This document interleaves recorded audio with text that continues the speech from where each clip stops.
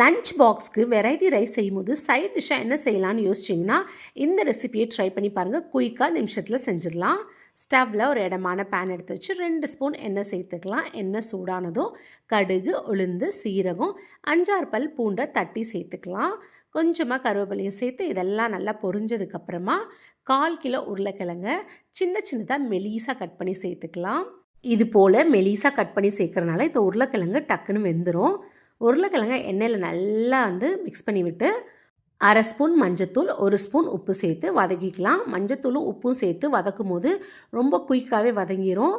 2லேருந்து 3 நிமிஷம் இந்த மாதிரி கிளறி விட்டாலே உருளைக்கிழங்கு 3/4 வெந்துடும். இந்த ஸ்டேஜில் கொஞ்சமாக பெருங்காயத்தூள் சேர்த்துக்கலாம். இது ஜீரணத்துக்கும் ஹெல்ப் பண்ணும், ப்ளஸ் கொஞ்சம் டேஸ்ட்டாகவும் இருக்கும். இது கூட மிளகாய்த்தூள் சேர்த்துக்கலாம். 2 ஸ்பூன் மிளகாய்த்தூள் சேர்த்தா கரெக்டாக இருக்கும். நல்ல காரசாரமாக சூப்பராக இருக்கும். சப்போஸ் குட்டீஸ்க்காக நீங்கள் ரெடி பண்ணுறதா இருந்தால் 1 ஸ்பூன் மிளகாய்த்தூள் சேருங்க போதும்.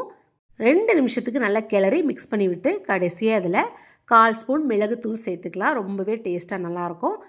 நல்ல சுருக்குன்னு உருளைக்கிழங்கு வறுவல் ரெடி ஆயிடுச்சு.